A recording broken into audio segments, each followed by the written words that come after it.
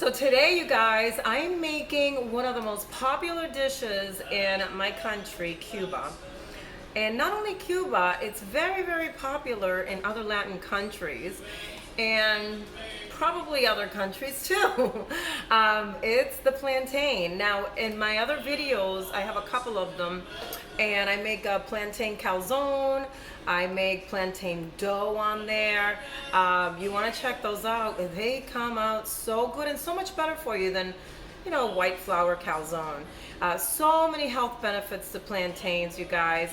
There are three different kinds. So we have right here the green one. We have the green starting to turn yellow, yellow starting to turn brown. I don't have a brown one. It's my least favorite. But it is good. It is really, really sweet. It's like candy. Really mushy though, okay? So you have to be very delicate when it comes to cooking that. My favorite is this one when it's just starting to turn a little bit yellow because it's still crisp and it's just a little tiny bit sweet, barely. It's just starting to turn, so it is my favorite. The yellow is really delicious too. It's definitely sweet. You can boil it. Love to top it off with some garlic mojito. That's how my mother makes it. It's the best. Or you could just fry them, which is a great way to get them still crisp but sweet. It's like a dessert. I just love it. There's a lot of health benefits to them. Loaded with vitamin C, potassium, magnesium, B6, B12.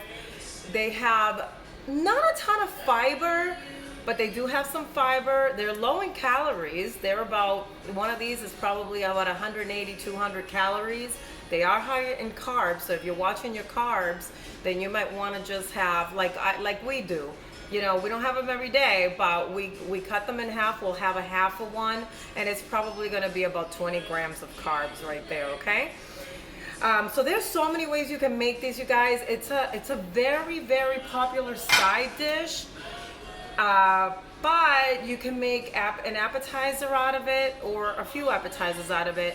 I know in Puerto Rico they make a delicious dish called mofongo, and it is smashed plantain. Once you cook it, you smash it up, put some chicharron, which is like the cooked pork rind, some garlic. You can top it with shrimp, mojito. Oh my God, there's so many different good things to make with this. But like I said, even alone, it's just a great snack. So all you're gonna basically need, let me turn you over down here, okay? All you're basically gonna need here, obviously your pan to fry them in, avocado oil or coconut. I love to cook them in coconut. There is something about the taste of coconut oil in the plantain that just tastes so good. I just love the taste of it. But you can use coconut if you're not, avocado if you're not crazy about the coconut. I do have a plantain masher. All right, if you don't have one of these, it's not very common in the household in America, then that's okay. You can use a paper bag, or you can even use some paper towels. All right, you got your plantains. I like to put a little bit of salt, and I do have my mojito because topping the plantains with mojito is a delicious thing too, okay? So you can do so many different things. I made some ground beef tonight, and so what I'm gonna do is I'm gonna take the plantain, and I'm gonna put the ground beef on the top and a little bit of cheese, and that's it. Honestly, it's just like this comfort food. It's amazing. All right, so what we're gonna start doing is we're gonna cut these, and I'm gonna show you, because I have a lot of friends that in the past have asked me how I make my plantains, because they have them in my house and they just absolutely love it. So I'm gonna cut these in half, and then you want to cut the end, okay? The ends right off, and I'm gonna make you a half of each, okay? So then you can see, you slice them down like that just so you can peel them, because that's the easiest way to peel the plantain, okay?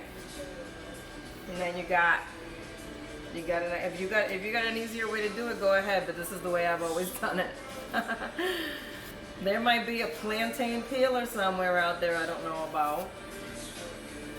But now you don't want to go too deep, so you just want to kind of see where the line, right there where the line is between the peel and the actual plantain. Well, that's where you want to kind of put that slice on, okay? Because you want to keep the plantain whole, not cut through it, all right? So got these two, and now there's a couple of different ways, you guys, that I make, that I'm going to make them for you so you can see, okay? Okay, so you'll always be able to tell which one's which if you're making both, because obviously the green one is harder, all right? The riper they get, the softer they get. So sometimes I'm in the mood to make them like quarter size, okay? So basically just like quarter size, just like that. All right, you can even make them thinner. Sometimes I make plantain chips and I make them even thinner, okay? So you could do that. Plantain chips are super delicious, okay? Or what I'm gonna do here is I can make them thicker, and I'm gonna show you how to make them like that. All right, that's just the riper one.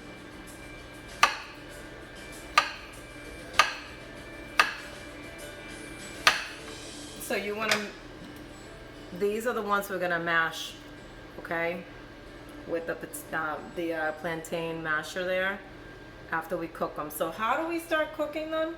All right, well, first of all, we got to put the oil in the pan.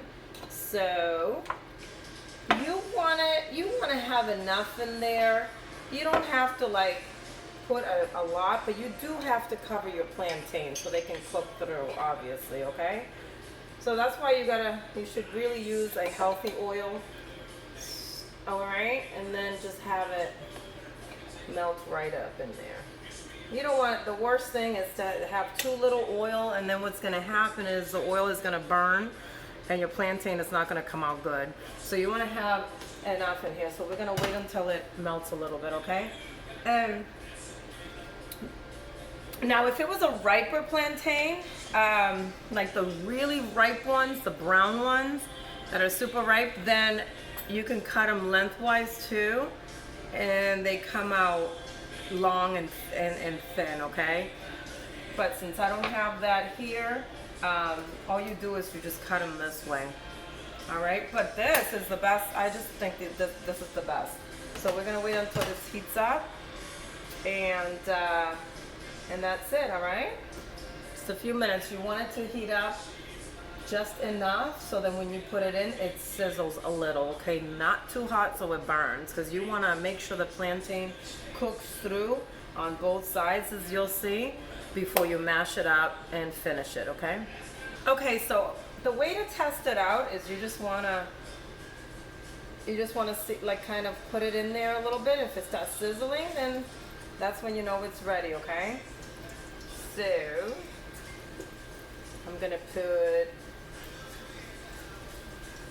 a little bit of each, okay, so I can show you. All right, I'm just gonna put them all. I might not mash them all up, but I'll put them all in. Why not? It's gonna be eaten in this household anyway. Oh yeah. All right, so it is 10 past 6, so I'm gonna time it for you before I turn it over. So I don't even have a timer to give you right now. I will though, because I just automatically do it. I kind of just leave it in there probably like, I don't know, like 3 minutes or so, but I'll let you know in a minute. I've never done, I guess I just grew up with it and I'm so used to just making them, just checking them, but I will let you know. So just real quick, I just want to show you close up. I apologize, which I should have done. So you want, okay, so I have an electric stove, so it goes between, you'll see 1 and 10, and I put it at 6, so that's like medium to high, All right, and that's what you want it at. And see how they're sizzling?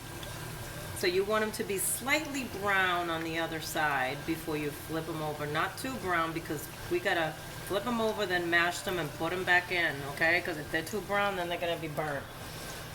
Okay. Okay, so just like I said, it was exactly 3 minutes, okay? So I'm just gonna turn them over and let me just bring it to you. You see how it's brown? So you want them to be about that brown. So 3 minutes, flip them over. And the little ones here, I'm gonna do the same. See them? These are the little crispy chip-like plantain chips, okay? Same thing. So not bad, right? 3 minutes, real nice and quick. It's a quick meal, I'll tell you. So now you want to flip them over and do the same thing on the other side. Okay, so this is the fun part. Okay, see them? Beautiful. So we're gonna take the little ones out. These are all ready to eat. That's what's so great about making. Sometimes when I'm just in a nice quick rush and I'm in the mood for these, I just make them like this, because one and done. That's it. A quick 6 minutes, right? And I like them like that, nice and brown. That's how you want them, okay? Unless you want, I mean, they taste good if you want them extra crispy too, or a little bit undercooked. But you never want it to be not cooked through. So now we're gonna take this and we're gonna put it in the masher. Now, if you do not have a masher, like I said, you can use paper towels or a paper bag. And this is all you're gonna do. You're just gonna mash it. That's it, like that. See it? Very, very simple. Thin, okay? You don't want them too thick because you want them to cook nice and through. All right, so we're gonna do that to all these, and we'll be back. All right, we're gonna put them in there for a couple of minutes on each side again. Okay, so again, it was just a couple of minutes on each side. So the first time it was 3 minutes on each side. Then when you're finishing it off, 2, depending on how crispy you like them, but see how nice and brown. So this is the sweetest one. So it's got just a tiny bit of crunch, chewiness through it because it's sweet. Oh my God, like a dessert, okay? Now this is the green one. I don't know if you can hear that, but that's crispy. All right, and these, same thing. And now the awesome thing is that you can top them off with, so I like to put a little bit of salt, you guys, on mine, even if it's sweet. My mom frowns upon that. So the mojito is really, really good. This is garlic, cilantro, olive oil, and you can put a little bit of lime juice if you want. I don't, I leave the lime juice out, and you can put it right over it, and it's delicious the way that it tastes. And also, since I made the ground beef, I'm gonna put it on the top so you could see it, okay? And by the way, I put the paper towel on the plate just to soak up the excess oil. So, you know, it's nothing fancy or anything, it's just delicious. So, put a little bit of that ground beef on the top, and a little bit of melted cheese, and delicious. You can also saute some shrimp and top these with shrimp, or just alone. And these little ones right here are just the best. They're just so addicting, you guys. You're gonna love it, I'm telling you. It's just the best comfort food. It fills you up, and you don't need that much, which is wonderful. So I hope that you have enjoyed this. Once again, please subscribe to my channel if you haven't yet, right underneath my YouTube video, and you will get all my notifications of all my videos that I post. And I will see you guys soon. Thank you so much for watching, and spread the word. I hope that you enjoy my videos. All right, and I hope you're having a great summer as well. We'll see you soon. Thank you.